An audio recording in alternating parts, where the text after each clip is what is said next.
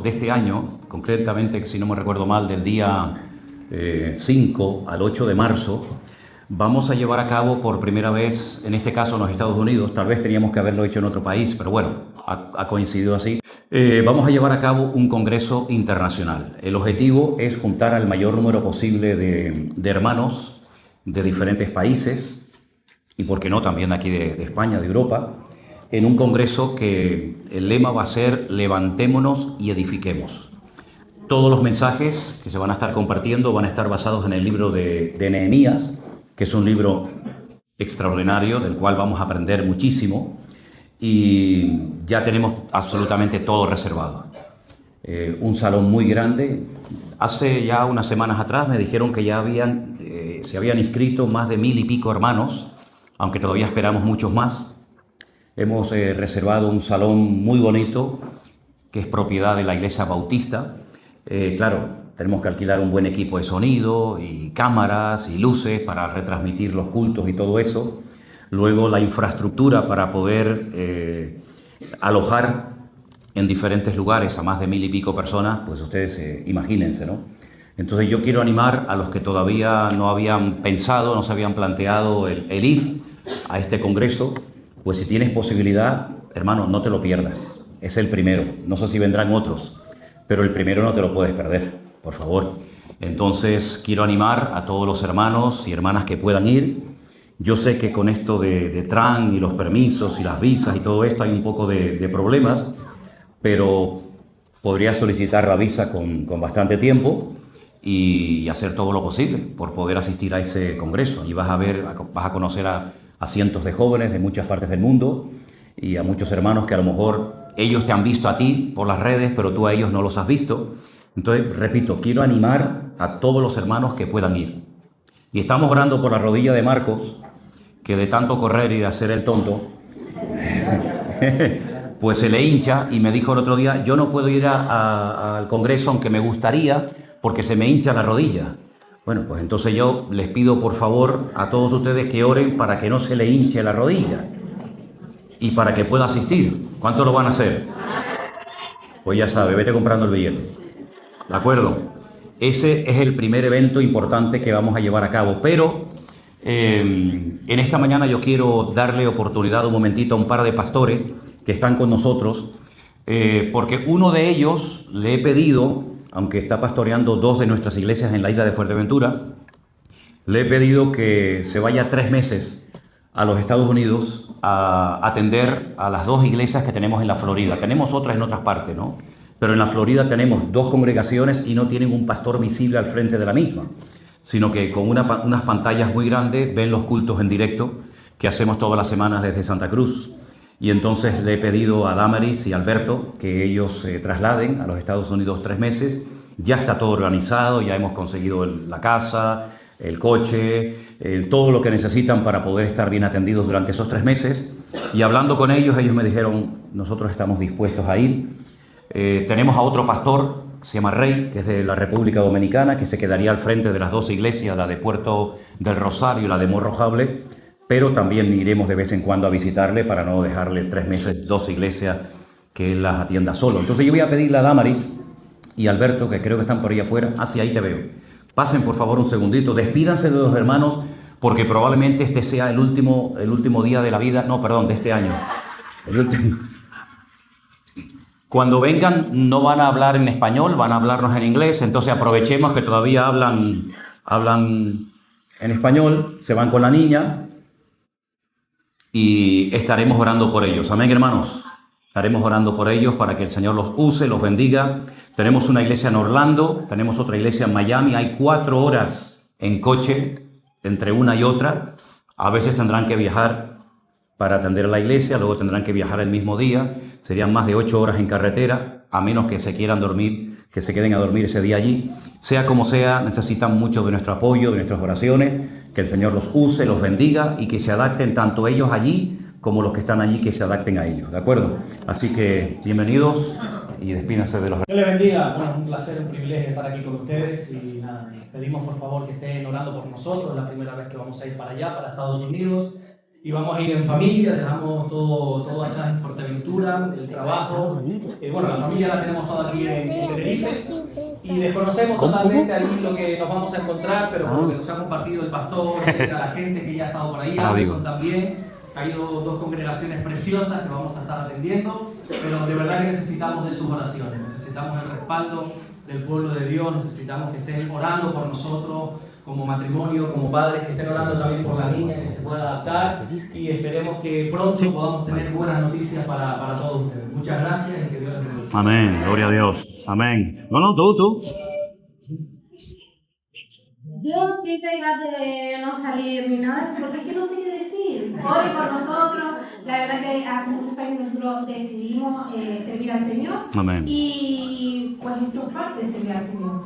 Nos vamos a la aventura, esperemos que sea ir y venir. Vamos a ver. Vale, bueno, bendiciones a todos. ¿Tú querías decir algo? Sí, bien. Hola a todos, ¿cómo están? No. Ella me dice, le dije, le pregunté ahora y le dije, ¿tú sabes que te vas a los Estados Unidos? Dice, sí, yo lo sé. Dice, me voy a ir a ver a las princesas. No sé qué rollo le han metido ustedes en la cabeza, pero ella va a ver las princesas. A ver si en la iglesia encuentras alguna, ¿viste? Ah, ¿quieres hablar? Venga. Las princesas reales. Ah, bueno. Bueno, mejor que vea las de allí que no las de España, ¿viste? Un aplauso a los hermanos. Que Dios les bendiga. Gracias. Amén. Gracias a Dios. Es sorprendente ver cómo el Señor ha dado crecimiento a la obra. Porque dice la Biblia que unos siembran, otros abonan o riegan la semilla plantada, pero en definitiva el crecimiento quien lo da es Dios. Satanás no le da crecimiento a la iglesia. Satanás nunca va a traer prosperidad y bendición a la obra, y mucho menos a nuestras vidas, a título personal. La bendición, quien la da, es nuestro Dios, que es el Dios de toda bendición. Y cuando vemos que su obra crece, no es porque haya unos iluminados o unas personas especiales, sino es porque Dios ha dicho, y yo lo vengo diciendo desde el día de la pandemia, Dios con nuestro ministerio y con nuestras vidas, y estoy convencido, dijo, ahora. Nosotros no llevamos 4 días en esto, como ustedes saben perfectamente. Yo tengo la gran bendición de haber empezado en el ministerio muy joven. Aquí en el Puerto de la Cruz, cuando yo era soltero, yo vine a vivir al Puerto de la Cruz, no tenía ni donde caerme muerto y tenía que pedir durante horas. Allí a la salida de Santa Cruz, donde está la piscina municipal, la gasolinera esa que está ahí toda la vida, yo tenía que ponerme ahí a pedir autostop para poder venir al puerto aquí a predicar. No a esta iglesia, sino a otra, ¿no? Y a veces me cogía un coche y me dejaba en Santa Úrsula o me dejaba en la laguna y tenía que coger otro y así. Y podría contar muchas anécdotas y experiencias que me pasó en esos viajes, tanto de ida como de vuelta. Y a veces se me hacía muy de noche y claro, ya de noche meterme en la carretera a pedir autostop pues era un rollo, ¿no? Entonces me quedaba a dormir en un banco de la iglesia, allí en el Puerto de la Cruz o en cualquier sitio, ¿no? Y he visto cómo la obra ha crecido, cómo la obra se ha multiplicado, cómo gente que no eran ni convertidos, hoy en día son convertidos, de alguna manera u otra están sirviendo al Señor, involucrados en la obra, aquí en Santa Cruz o en cualquier otro lugar. Por ejemplo, Damaris, la esposa del pastor Alberto, que yo esta mañana le di paso, pues yo la conocí desde el vientre de su madre. Con eso les digo todo. Esto era íntima amiga de mi hija Priscila, porque las dos tienen más o menos, creo que la misma edad, ¿verdad? Entonces, el crecimiento siempre lo da el Señor. Y a Él le debemos que dar siempre toda la gloria y toda la honra y todo el reconocimiento. Yo a Marcos, por ejemplo, lo llamaba el hermano bombero. Marcos fue bombero durante muchos años. No sé si ustedes saben, hoy es taxista, pero Marcos fue bombero. Marcos era de los que llegaba tarde al culto y se iba el primero. Siempre fue así. Llegaba tarde, cuando se decidía entrar, entraba, y cuando terminaba el culto, si Marcos no se fue, porque como él vivía en una zona de muy mal aparcamiento, él tenía la obsesión de que si llegaba tarde no podía aparcar. Entonces se iba corriendo, era el hermano bombero. Y mira, ahora tiene que ser el primero en llegar y el último en irse. Las paradojas y el humor del Señor, ¿no? Y cuando llegamos a este lugar, a este terreno, esto no existía. Esto era un terreno baldío. Cuando entramos la primera vez a esta propiedad, esto era un nido de ratas, pero literal, ¿eh? Aquí había ratas, hermanos, para dar y vender. Con todo respeto, los chinos aquí se hubieran puesto las botas. Era increíble. Y alquilamos este lugar y nos hacía tanta ilusión estar en este lugar, que nos veníamos, Elena y yo, con las niñas, los días entre semana, y poníamos allí una tienda de campaña, y allí nos quedábamos a dormir en una tienda de campaña, mientras oíamos a un señor que vivía aquí enfrente, haciendo todo tipo de voces, y bueno, era algo tremendo, hasta que yo pasé un día enfrente y ya no se quedó más enfrente, ¿no? Pero esto no existía. El lugar de culto era aquí, donde están las habitaciones, y allí estuvimos no sé cuánto tiempo. Pero antes de eso, tuvimos un pequeño local en una calle que se llama, si no recuerdo mal, la Cruz de los Martillos. Claro, como aquí en Tenerife hay tantas cruces, la Cruz de la Cebolla, la Cruz Santa, la Cruz de los Martillos, estábamos en la Cruz de los Martillos. Y allí estuvimos, hasta que un día un hermano dijo, oye, hay un lugar que alquilan en el Puerto de la Cruz y tal, y yo vine a verlo con el dueño. Pero es que antes de estar en ese local de la Cruz de los Martillos, estuvimos en el Hotel Orotava, en el Puerto de la Cruz, haciendo unos cuantos cultos. Íbamos, montábamos todo, desmontábamos, salíamos corriendo para el culto de Santa Cruz por la tarde, luego volvíamos otra vez durante la semana. Pero es que antes de estar en el Hotel Orotava, estuvimos en una casa particular de unos hermanos, que fue donde nació esta iglesia. Claro, muchos de ustedes han venido aquí y ya se lo han encontrado todo hecho. Pero es bueno recordar los inicios. Es bueno recordar los principios, tanto para los viejos como para los nuevos, para que valoremos hasta la silla en la que está sentado, que por cierto veo que son sillas diferentes, ¿no? Ya no son aquellas sillas verdes, ahora son más bonitas, ¿eh? Y en la casa de Ángel y de Damaris, en el Enicó de los Vinos, veníamos una vez a la semana con una ilusión, veníamos con unas ganas, y veíamos que esas reuniones en el salón de la casa de Damaris y de Ángel, que por cierto no veo a Ángel ahora a la mañana, no se fue de la iglesia, ¿no? No, porque Ángel para irse a la iglesia, antes te vas tú y yo.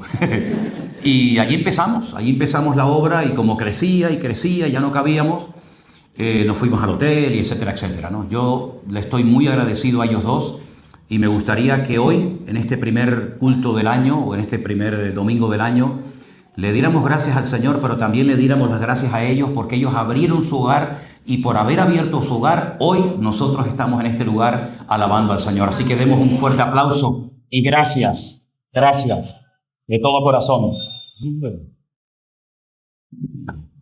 Gloria a Dios. Gloria a Dios. Así que le dices a Ángel muchas gracias. Ángel ha trabajado aquí muchísimo. Y por aquí han pasado cantidad de personas. Por esta iglesia ha pasado tanta gente que si se hubieran quedado todos los que pasaron, tendríamos que hacer el lugar de culto hasta abajo, hasta el barranco, ¿no? Pero yo le doy gracias a los que han perseverado, a los que han estado aquí al pie del cañón, con ganas y sin ganas, con pocos o con muchos.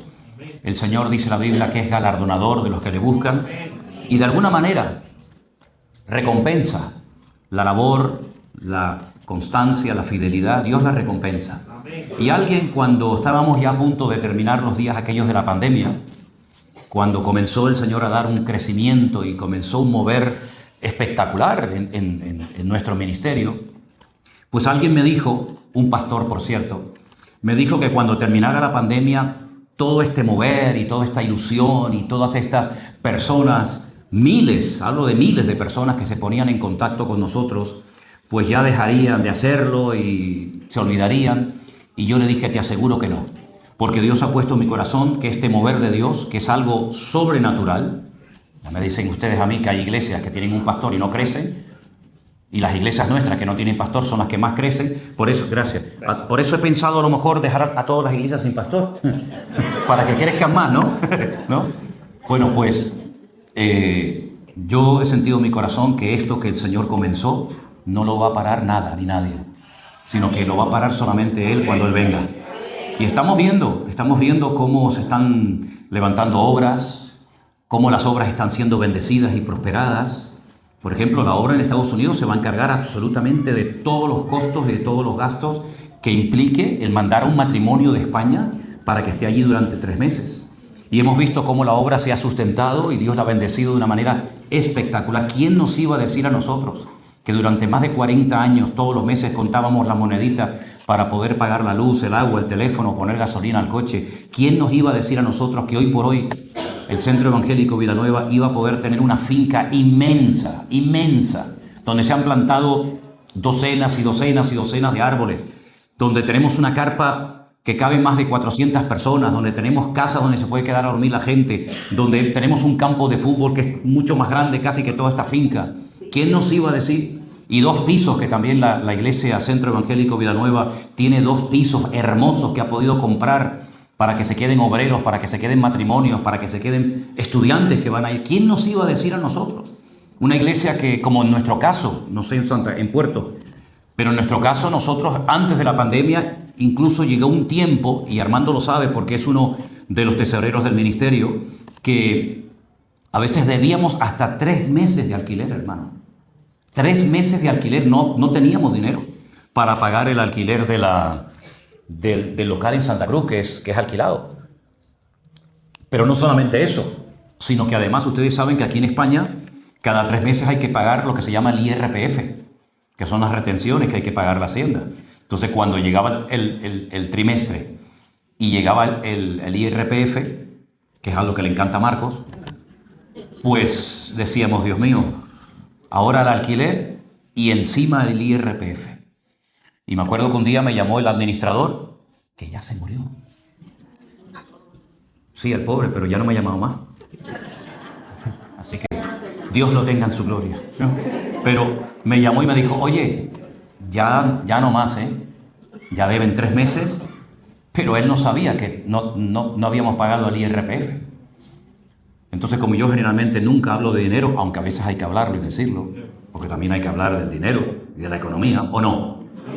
Por supuesto que sí. ¿Por qué no vamos a hablar de dinero? Si hasta la palabra dinero está en la Biblia, ¿no? Pues me subí a un púlpito un domingo a la tarde y le dije a los hermanos de Santa Cruz, hermanos, les anuncio que debemos 3 meses, ya me han llamado. Era un sinvivir, ¿eh? Yo siempre estaba preocupado, no se puede pagar esto, no se puede pagar lo otro, ni Biblias podíamos comprar para regalar, y era un sinvivir. Yo lo pasaba fatal, fatal. Porque ¿a quién llamaban? A mí. Y tenemos que orar para que el Señor haga un milagro y para que el Señor provea los 3 meses. Además debemos los IRPF, el impuesto a Hacienda, etcétera, etcétera. Y me pongo a predicar. Generalmente, y ahora lo van a aprender ustedes en la escuela bíblica en Alicante, cuando uno predica o comparte, uno tiene que tener la tendencia de mirar a todos los ángulos del auditorio. No puede estar como algunos pastores predican y se pegan 30 minutos predicándole a este. Y claro, ya el pobre está ya que no sabía dónde meterse. Yo me crié con un pastor que él predicaba todo el sermón mirando al techo. Y muchos hermanos, al principio, ya después ya nos dimos cuenta de que él era así, pero nosotros pensábamos que él tenía el sermón escrito en el techo. Porque él predicaba así, porque hermanos, porque hoy, y mirábamos así, y decía, ¿para quién está mirando este hombre, no? A mí me enseñaron, y creo que lo suelo hacer, es mirar a todo el mundo, ¿no? Pero ese domingo no lo pude hacer. Ese domingo, a mano derecha, donde están ustedes ahora, más o menos como a la mitad del pasillo, hablo de la iglesia nuestra en Santa Cruz, había un señor muy alto, muy corpulento, que no lo había visto nunca en el culto. Y mis ojos durante la alabanza, porque yo también tenía que dirigir la alabanza, porque no teníamos músicos, nada, ni aquí, ni en Santa Cruz, pues durante la alabanza y durante la predicación siempre se me iban los ojos a él. Y era una cosa extraña, ¿no? Porque, vuelvo a repetir, hay que mirar en todas direcciones. Cuando termina el culto, Armando se me acerca y me dice, oye, hay una persona que ha dado un dinero y con ese dinero cubrimos todo lo que debemos. Todo lo que debemos, que es un pastón.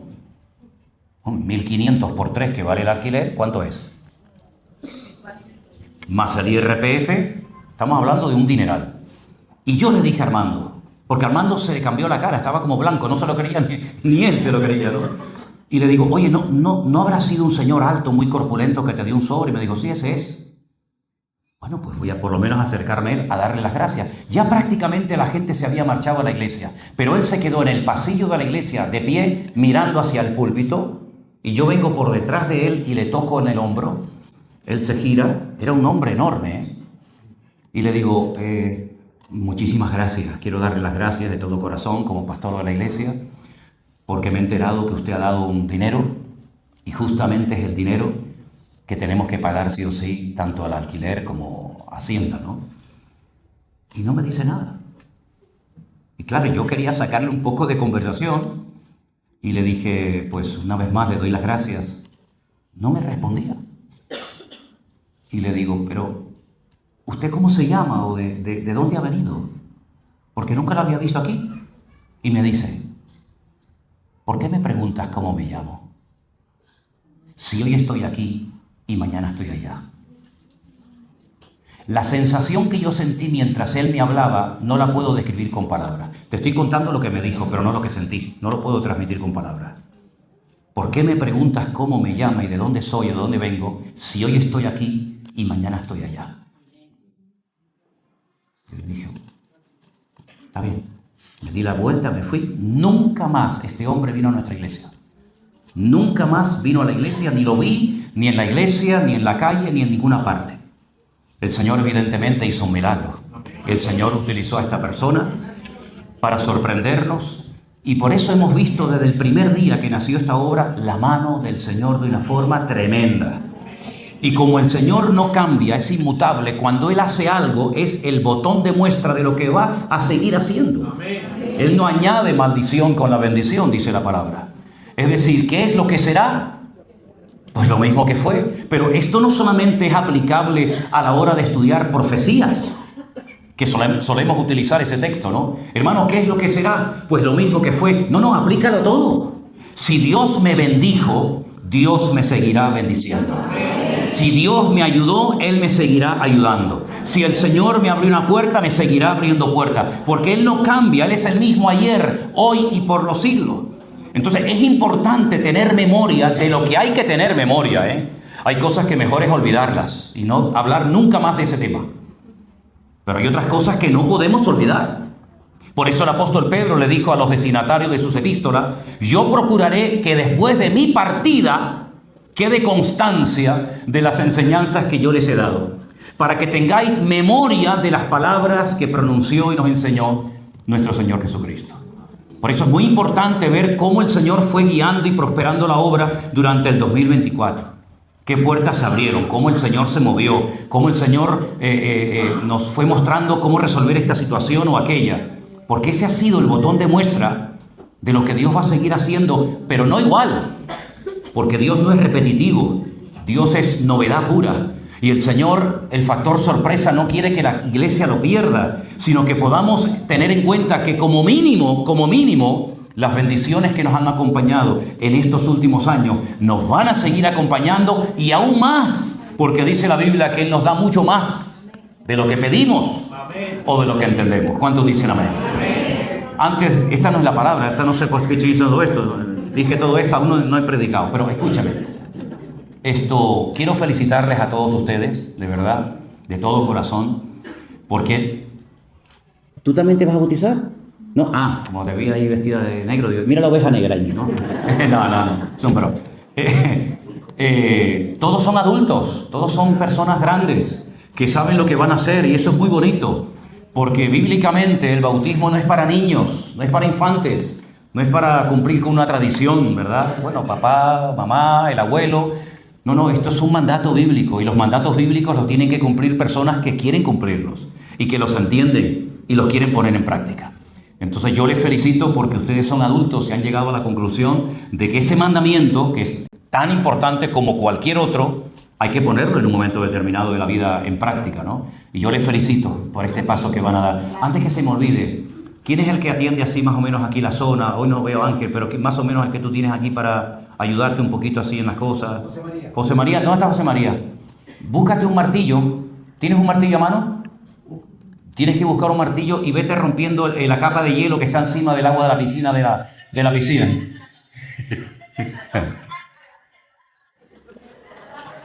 Por eso yo vine enchaquetado esta mañana. Yo vine enchaquetado, digo, a mí no me coge. Cuando no me queda más remedio que bautizar, lo hago, pero Mi debilidad es el pulmón, es el pecho. No lo digo en serio, ¿eh? Y he tenido neumonía y he estado muy mal muchas veces. Entonces, sé que si yo me meto ahora mismo en el agua, probablemente este sea el último culto de mi vida. Filipenses capítulo 3. Hermanos queridos, ¿qué hora es? A ver, 12:20. A las 12:25 termino. Y algunos dicen, este no se lo cree ni él. Filipenses capítulo 3. Esta carta es una maravilla, es una joya. ¿Cuál es el objeto más viejo que tú tienes en tu poder? El objeto, el mueble, el libro o lo que sea más viejo que tengas en tu casa. Alguno dirá, mi marido. ¿Cuál es el objeto? Él no es un objeto, hombre. Él es una persona. ¿Cuál es el objeto más viejo que tienes en tu casa? Yo tenía una colección de sellos que un día se hizo un rastro aquí afuera, cuando hacíamos aquellos rastros gigantes, aquellos mercadillos aquí afuera, y como necesitábamos recursos para la iglesia, yo tenía una colección de sellos que no es por nada, tenían años y años y años, y seguramente costaban mucho dinero, y yo la doné para que se vendiera, no sé ni por cuánto, para tener dinero para seguir construyendo aquí la obra. Bueno, yo les voy a decir algo tremendo. Todos ustedes tienen en su mano un libro que en algunos casos tiene miles de años. Miles de años. ¿Perdón? La Biblia. Ok. La carta que vamos a leer esta mañana se escribió, se calcula, entre el año 60 y el año 62 después de Cristo. Es decir, estamos hablando de casi 2000 años tiene esta carta que vamos a leer un trocito en esta mañana. ¿Qué le parece? Más de 2000 años, porque no estamos realmente en el 2026. Estamos 5 o 6 años más por un error de cálculo que tiene nuestro calendario. Así que estaríamos, ya digo, 5 o 6 años más de lo que estamos en este momento. En el capítulo 3, a partir del versículo 7, dice la palabra de Dios, perdona que no les haya pasado la lectura, se me pasó. Cuantas cosas eran para mí ganancia, las he estimado como pérdida por amor de Cristo. Y ciertamente aún estimo todas las cosas como pérdida por la excelencia del conocimiento de Cristo Jesús, mi Señor, por amor del cual lo he perdido todo y lo tengo todo por basura para ganar a Cristo.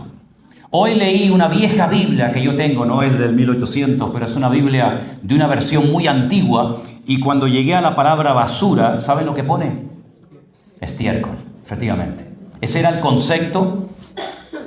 No puedo decir la palabra porque algunos se pueden escandalizar y estamos grabando esto, pero ustedes saben lo que es el estiércol, ¿no?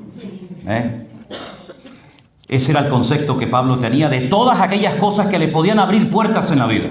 De todo lo que en un momento determinado a algunos le hubiera gustado tener y nunca tuvieron.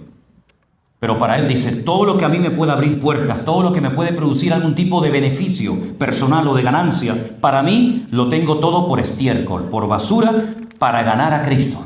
Dice en el versículo 9, y ser hallado en él, no teniendo mi propia justicia, que es por la ley, sino la que es por la fe de Cristo, la justicia que es de Dios por la fe, a fin de conocerle y el poder de su resurrección y la participación de sus padecimientos, llegando a ser semejante a él en su muerte, si en alguna manera llegase a la resurrección de entre los muertos.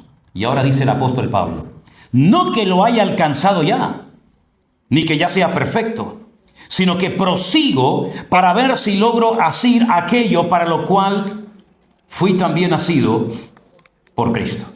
Hermanos, yo mismo no pretendo ya haberlo alcanzado, pero una cosa hago, escuchen, olvidando ciertamente lo que queda atrás y extendiéndome hacia lo que está delante. Prosigo a la meta, al premio del supremo llamamiento de Dios en Cristo Jesús. ¿Cuántos dicen amén? Amén. Pues Pablo, si tú no lo has alcanzado, y si tú no has llegado a la meta, y si tú todavía no has llegado a ese conocimiento al cual dices que quieres llegar, imagínate nosotros.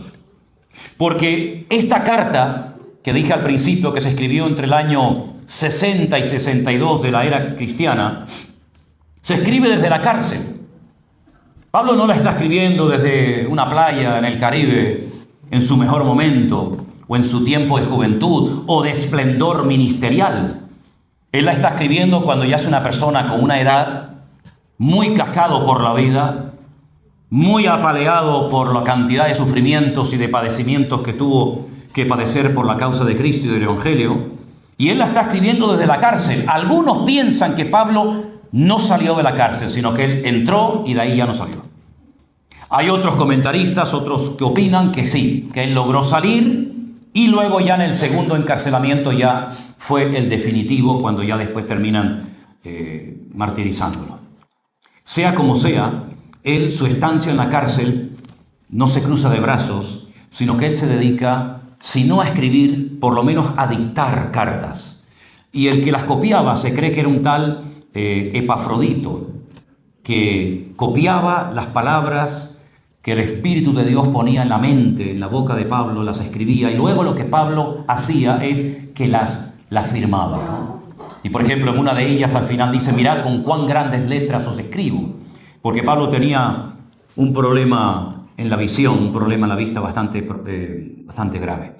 Sea como sea, Pablo escribe esta carta desde la cárcel, le escribe otra carta a los efesios, pero la diferencia es que esta carta se la escribe solamente a los filipenses, pero la carta a los efesios dice: cuando ustedes lean la carta en la iglesia, mándenla a las otras iglesias de alrededor. ¿Y cuáles eran las iglesias de alrededor de Éfeso? Pues Esmirna, Pérgamo, Tiatira, Sardis, Laodicea, etc.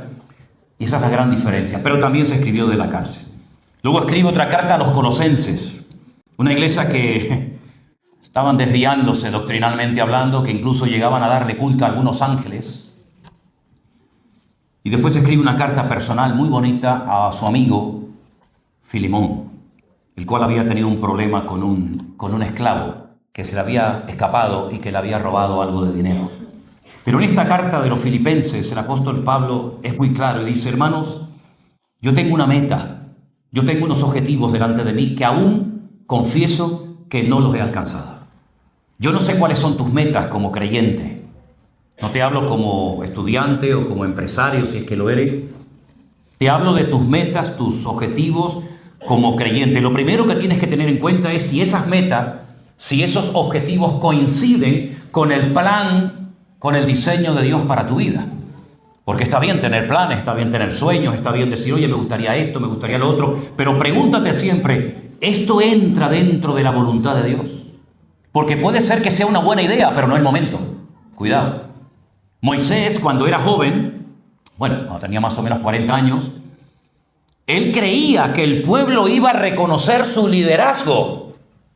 Él pensaba que el pueblo lo iba a apoyar y por eso él sale a la calle y separa a aquellos dos que estaban peleando. Uno de ellos era egipcio y la Biblia dice que lo separó con tal fuerza que lo mató. Pero él pensaba que el pueblo iba a decir: oye, este hombre está por nosotros, nos quiere defender, este es un Mesías, es un libertador. Sin embargo, el pueblo no lo reconoció. ¿Y cómo voy a estar yo en un sitio donde la gente no me apoya y no me reconoce? Nosotros no somos como estos presidentes que sabe que el pueblo no lo apoya, pero a pesar de eso siguen estando ahí. Nosotros no. Y él tiene que huir 40 años. La intención era buena, pero no era el momento. Entonces hay cosas que a lo mejor tú tienes en tu corazón hacer, que son buenas, son bíblicas, pero no es el momento. No estás preparado. Tienes que crecer, tienes que madurar, tienes que fortalecerte en la fe, etcétera, etcétera. Entonces asegúrate siempre que lo que quieres hacer para el Señor, el sueño, el proyecto, el plan, el objetivo en tu vida, coincida con la voluntad de Dios. Pero una vez que tengas esa seguridad, esa certeza personal, pues esfuérzate para poder llegar a ese objetivo. Tal vez es servir al Señor algún día, en la obra, a tiempo completo. Tal vez sea formar una familia. Gloria a Dios.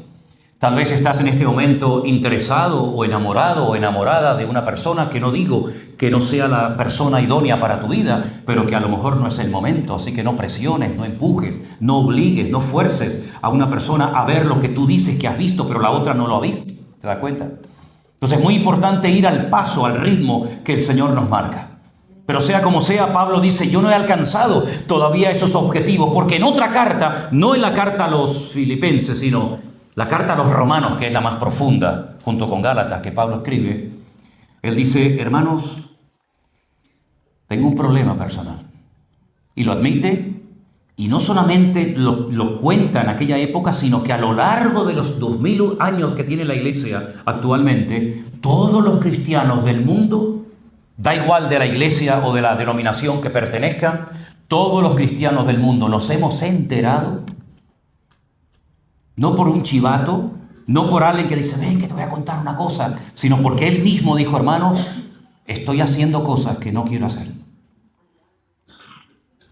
Y lo que quisiera en el fondo hacer, no lo estoy haciendo. Miserable de mí. ¿Quién me librará de este cuerpo de muerte? Pero después termina diciendo, pero no soy yo, sino el pecado que mora en mí. Qué tremendo, ¿no? Un apóstol de la talla, del calibre, de la envergadura de Pablo, diciendo el pecado que mora en mí. Él todavía tenía luchas personales muy grandes y las admite, no las oculta. Pero después dice, pero ninguna condenación hay para los que están en Cristo Jesús. Los que no andan conforme a la carne, sino conforme al Espíritu de Dios. Y entonces arranca en el capítulo 8 a decir, yo les voy a decir cómo tenemos que vivir los cristianos, viviendo en el Espíritu. Y da un capítulo 8 que es una maravilla. Apréndanse de memoria el capítulo 8 de Romanos, por favor, este año. Apréndanselo. ¿Cuántos lo van a intentar por lo menos? Pregúntale a tu mujer, oye, dime el 3, dime el 4, a tu hijo, a tu hermano. Apréndanse el capítulo 8 de la carta a los romanos. Es una maravilla para que el día que no tengamos Biblia, por lo menos podamos decirnos capítulos los unos a los otros que hemos aprendido de memoria, ¿verdad? Pablo dice, yo tengo una meta. Y la meta es primeramente, como dice aquí, conocerle. ¿Cuánto conocemos de Cristo a estas alturas del camino, hermano? ¿Cuánto conocemos del Señor? Yo creo que todavía queda mucho por conocer de Él, ¿sí o no? Toda la eternidad nos va a llevar a conocer al Señor. La meta de Pablo era, yo quiero conocer al Señor que me llamó. Aquel que me asió, aquel que me agarró, yo quiero conocerle, y no solamente conocerle, sino quiero participar del poder de su resurrección. Porque si hubo un poder tremendo que se manifestó en la vida del Señor Jesucristo, fue el poder de la resurrección. ¿Cuánto poder tiene que haber para resucitar a un muerto? Claro, Pablo nos dice, quiero conocer el poder de Dios en la sanidad de los enfermos, o en la limpieza de leprosos, o en darle la vista a los ciegos, sino que él apunta a un objetivo más alto. Él dice, yo quiero conocer el poder de Dios, pero en lo máximo. ¿Y qué es lo máximo de la manifestación del poder del Padre en la vida de su Hijo? Cuando lo resucitó de la tumba. Porque el Hijo sabía perfectamente que si él dormía, si él moría ese día, el Padre no permitiría que su cuerpo se corrompiera en la tumba. Por eso dice, en tus manos encomiendo mi espíritu. Porque él sabía que el Padre lo iba a resucitar al tercer día. ¿Y cómo lo sabía? Primero porque la Escritura lo decía. Verá el fruto de su aflicción y quedará satisfecho. Por ejemplo, un versículo, ¿no? Pero por otra parte, él sabía que la única posibilidad de que no fuera resucitado es que el Padre no aceptara su sacrificio, su ofrenda, su vida derramada en la cruz. Claro, había un riesgo, entre comillas, ¿no? Yo muero, me clavan en la cruz, derramo mi sangre, y si el Padre por lo que sea no la acepta, ya no hay esperanza, no hay solución para los pecados, no hay vida eterna, no hay segunda venida, no hay nada. Pero él sabía perfectamente que el Padre había aceptado su ofrenda. Porque proféticamente Juan el Bautista, que estaba emparentado con él, ¿verdad?, le dijo a la multitud cuando lo vio por primera vez, este es. No era Elías, no era Moisés, este es. Y dice, este es el Cordero de Dios que quita el pecado del mundo. Pero son palabras de un hombre. Son muy bonitas, Este es el Cordero de Dios. Me parece muy bien. Pero Dios tendrá algo que decir. Porque son palabras, repito, de Juan el Bautista, muy importantes, trascendentales, muy profundas. Pero Dios, ¿qué dice de todo esto? Bueno, Dios habló con voz audible el día que su hijo se bautiza en el río Jordán. Y dice la Biblia que mientras era bautizado por Juan el Bautista, se oye una voz audible de Dios que dice, este es mi Hijo amado, en el cual deposito toda mi complacencia, toda mi confianza. Juan dijo, este es. El Padre dice también, este es mi Hijo, en el cual deposito toda mi confianza y mi fe y mi voluntad. Por lo tanto, el Señor Jesucristo sabía que Él iba a resucitar, y es un hecho que el Señor Jesucristo resucitó. Y Pablo dice, pues ese poder tan magnífico de la resurrección es el que yo quiero experimentar todos los días de mi vida. Pero dice algo más. Y también le quiero conocer en la participación de sus padecimientos. Uy, ahí entramos ya en un terreno muy delicado. Porque si yo pregunto en esta mañana, ¿cuántos les gustaría conocer y moverse en el poder de Dios? Todos levantarían la mano. ¿Cuántos quieren conocer más y más y más y más profundamente al Señor? Todos levantarían la mano. Pero ojo, la pregunta que voy a hacer ahora. ¿Cuántos quieren experimentar los mismos vituperios, las mismas humillaciones y los mismos padecimientos que el Hijo de Dios padeció? Llegando a ser semejante a Él en su muerte. El hombre es semejanza de Dios.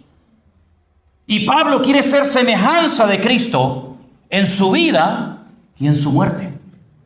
Yo nunca he pedido esto, les soy sincero. Yo no sé si ustedes están aquí en el Puerto de la Cruz, Marcos, en otro nivel espiritual, pero yo no le he pedido al Señor, y perdonen que se lo diga así francamente, yo no le he pedido al Señor, me gustaría parecerme a ti en tus padecimientos, llegando a ser semejante a ti en tu muerte. No es mi meta, hoy por hoy, morir crucificado. Ni aquí, ni en Israel, ni en Latinoamérica, ni en ninguna parte. Pero este era el objetivo de Pablo. ¿Ahora entienden por qué cuando alguien quería trabajar con Pablo, él era tan exigente?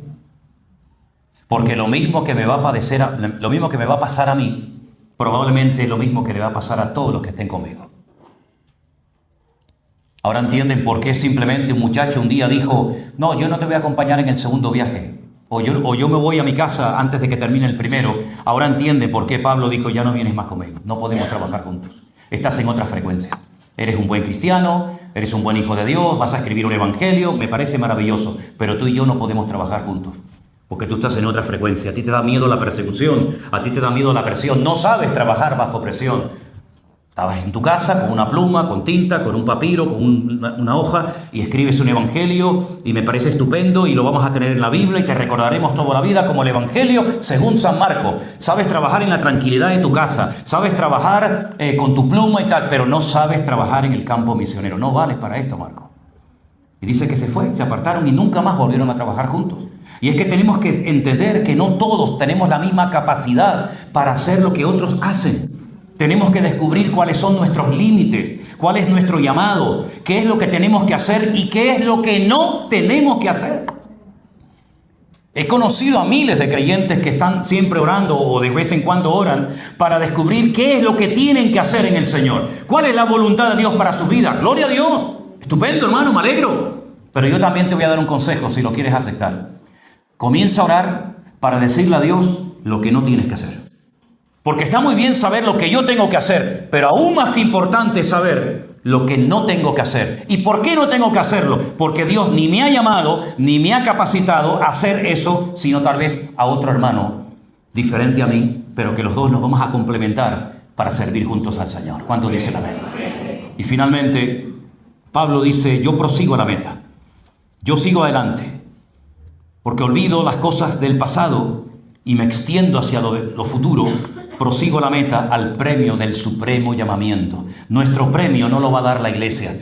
No sé si ustedes van a recibir, en algunas ocasiones lo damos, otras no sé, un diplomita como recuerdo de un día de bautismo que han tenido. Me parece estupendo. Pero el premio, la recompensa genuina que nada ni nadie nos puede arrebatar, es el premio que Dios nos dará cuando lleguemos a su presencia. Corre de tal manera y esfuérzate de tal manera en el reino de Dios que cuando lleguemos a la meta, no solamente nos conformemos con que nos abran la puerta y nos dejen entrar, sino que recibamos un galardón, un premio. Porque allí habrá diferentes premios y galardones. Por supuesto, no voy a recibir yo el mismo galardón que, por ejemplo, Esteban, que murió siendo apedreado en Jerusalén. Es de sentido común. No voy a recibir yo el mismo galardón que va a recibir los apóstoles. Los 12 apóstoles, no los miles de apóstoles que hay por ahí por el mundo, que no son apóstoles ni nada, ¿no? Yo entiendo que Dios nos va a recompensar a cada uno según la labor que hayamos hecho, pero hagámosla de tal manera que lo que hagamos glorifique a Dios y no nos glorifique ni nos exalte a nosotros. Por eso métanse en la cabeza desde los primeros días de este año que recién comienza 2026, todo el crecimiento, toda la bendición, todo lo que hemos visto con nuestros ojos y veremos, todo es producto de la gracia y de la misericordia de Dios. No hay nada especial. Nosotros somos instrumentos de barro utilizados temporalmente por la misericordia y por la gracia de Dios, pero no hay ningún mérito personal, es nuestro deber. Es más, después de haber acabado todo, considerados, dice la Biblia, siervos inútiles, porque eso es lo que somos, simplemente siervos, esclavos del Señor Jesucristo. Y yo espero que en este año 2026, y lo anhelo, porque llevo años orando por esto, que de aquí, de entre nosotros también, se levanten obreros, familias que quieran servir al Señor. También soy consciente, soy perro viejo en esto, que no todo el mundo vale para estar en la obra. Porque cuando no es el niño, es el trabajo. Cuando no es el trabajo, el dinero. Cuando no es el dinero, es el marido. Cuando no es el marido, es la mujer. Cuando no es la mujer, es la suegra. Cuando no es la suegra, es el jefe del trabajo. Siempre parece que ocurre algo. Pero te voy a decir una cosa. La mejor decisión que yo tomé a los pocos meses de convertirme, y además Dios la confirmó, evidentemente, fue servir al Señor. Es la mejor decisión que he tomado en mi vida. Dios me agarró así por los pelos, porque si no me hubiera puesto a mí en primera línea el Señor desde muy joven, probablemente yo hoy o estaría en el mundo o estaría muerto. Así es que pon tu vida al servicio del Señor. Yo veo que hay mucha juventud en esta mañana, en este salón, y yo les animo a todos ustedes, no dejes que nadie se interponga en tu relación con el Señor. El Señor tiene que ser lo primero, pero no solamente decirlo, sino llevarlo a la práctica. Y a veces tendrás que llorar, pero esas lágrimas el Señor las va a recompensar. Porque generalmente los que lloran por motivos bíblicos, siempre de una manera u otra han sido bendecidos. Pero los que lloran por motivos que no son bíblicos, sino más bien carnales, las desilusiones son tremendas. Así que les invito a todos a orar en esta mañana. Cerremos nuestros ojos y vamos a prepararnos para celebrar este acto de bautismo, donde hermanos van a dar testimonio de su fe en el Señor Jesús. Hermanos, en esta mañana van a bajar esas aguas diciendo: quiero dejar atrás mi antigua vida, porque he entendido el Evangelio, porque ya no vivo yo, mas vive Cristo en mí. Porque he entendido, Señor, que la vida pasada no es compatible con la nueva vida en Cristo que ahora tengo. Y porque quiero ir en serio, porque quiero ir a por todas, quiero alcanzar la meta, quiero alcanzar el objetivo. Como Pablo dijo en la carta a los Filipenses, primera iglesia fundada en Europa. Quiero alcanzar la meta, quiero alcanzar el objetivo, quiero el premio del supremo llamamiento de Dios. Y por eso en esta mañana te damos gracias, Señor, desde lo más profundo de nuestros corazones, por estas vidas preciosas, cada una de ellas, compradas, redimidas por Cristo. Y que en esta mañana dicen: Señor, yo quiero vivir para ti. Quiero poner en práctica este mandamiento, no por presión, sino por convicción. Porque sé, Señor, que tú tienes una vida maravillosa para mí. Bendice a las familias que están aquí también, a los amigos que han venido tal vez para acompañarles en este día tan bonito para ellos. Y gracias por darnos el honor y el privilegio de poder ser testigos de este acto tan precioso como es ver gente que quiere seguir a Cristo. Los bendecimos, Señor, y te damos mil gracias por sus vidas. En el nombre de Jesús. Amén y amén. Fuerte ese aplauso a nuestro Dios, hermanos.